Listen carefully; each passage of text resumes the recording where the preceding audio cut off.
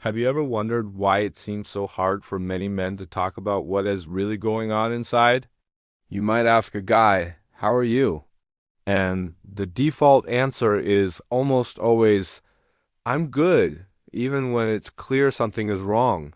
It's a pattern many of us have seen, whether in our fathers, brothers, partners, friends, or even in ourselves. But this isn't because men don't have feelings. They feel just as deeply as anyone else. The real issue is that from a very young age, society, culture, and even our own families often teach them not to show it. Today, we're going to dive deep into the reasons behind this silence and explore why it is so crucial we start changing the conversation. This isn't just about feelings. It's about mental health, relationships, and redefining what it truly means to be strong in the modern world. Let's start at the very beginning with early social conditioning. Think back to the playground. What were the messages boys received? Phrases like, "man up," "boys don't cry," or "don't be a baby" are incredibly common. These aren't just words. They're powerful instructions. They teach a young boy that certain emotions like sadness, fear, or vulnerability are unacceptable. Showing them is a sign of weakness. This conditioning doesn't stop in childhood. As boys grow into teenagers and then men, this lesson is reinforced over and over again. They learn to build a wall around their emotions, to suppress them, to push them down so deep that they become almost inaccessible. This isn't a conscious choice to be distant. It's a survival mechanism learned over years. Expressing feelings becomes associated with shame, so the safest option is to say nothing at all. The emotional playbook they're given has most of the pages torn out, leaving them with a very limited range of acceptable expressions like stoicism or, as we'll see later, anger. This early training leads directly to the second major barrier, a deep-seated fear of judgment or rejection. Imagine being in a male-dominated environment, a sports team, a construction site, or even just a group of guy friends. The unspoken rule is often to maintain a tough exterior. In these circles, opening up and admitting you're struggling can feel like a huge risk. Men worry they'll be seen as too sensitive, less masculine, or that they'll be mocked for not being able to handle their problems on their own. This fear isn't irrational. They've likely seen other men get ridiculed for showing vulnerability, so they keep quiet. They worry that if they share their anxieties with a partner, they might be seen as less of a protector or a reliable rock. They fear that their friends will distance themselves or that they'll lose respect at work. This constant pressure to perform a certain brand of masculinity forces them into a corner where silence feels safer than the potential social fallout of being emotionally honest. The very people they might want to open up to are the ones they fear judgment from the most. Now, let's talk about something that's often overlooked, the lack of an emotional vocabulary. If you're never encouraged to talk about your feelings, how are you supposed to learn the words to describe them? It's like trying to describe a color you've never been shown. For many men, emotions get bundled into a few basic categories: happy, sad, or angry. Nuanced feelings like disappointment, anxiety, loneliness, or resentment don't have clear labels. Instead of being able to say, "I feel overwhelmed and anxious about this project at work," that feeling might come out as irritability or a short temper. Instead of saying, "I feel lonely and disconnected from my friends," it might manifest as withdrawing and becoming silent. Anger often becomes the default socially acceptable outlet for a whole host of other, more vulnerable emotions because it's perceived as an emotion of power and action, not weakness. This isn't a refusal to communicate. It's just often an inability to articulate what's happening internally because they simply were and given the tools to do so. Cultural and generational factors also play a massive role in this dynamic. For generations, traditional gender roles have been rigid. Men were expected to be the stoic providers and protectors. Their value was tied to their ability to work, provide for their family, and be the unshakable foundation. Our fathers and grandfathers, for the most part, grew up in a world where a man discussing his anxieties or fears was practically unheard of.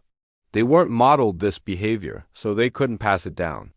They learned to suck it up and carry their burdens in silence. While society is slowly changing, these deep-rooted cultural expectations don't just disappear overnight. Many men today are caught between a modern desire to be more emotionally open and the powerful, lingering echo of these traditional roles. They may want to break the cycle, but they have no roadmap, no one in their family history who has shown them how. It's like being asked to speak a new language without a teacher or a textbook.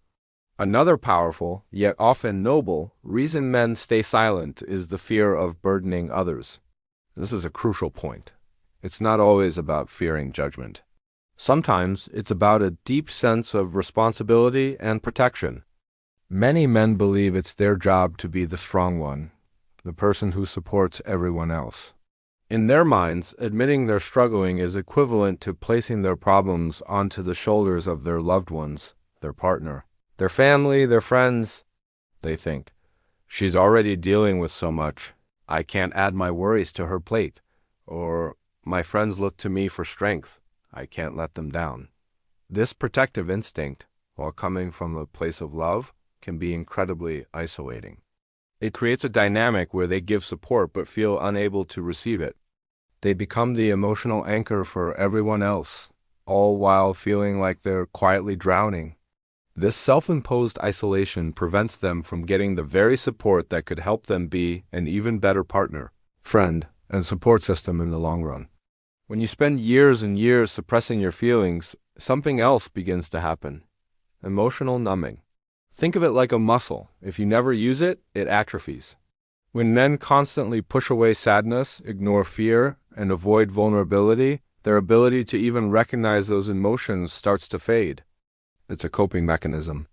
The brain, in an effort to protect itself from overwhelming or unacceptable feelings, simply dulls the connection to them. This can lead to a state where a man genuinely doesn't know what he's feeling. He might feel a vague sense of offness or emptiness, but he can't pinpoint it.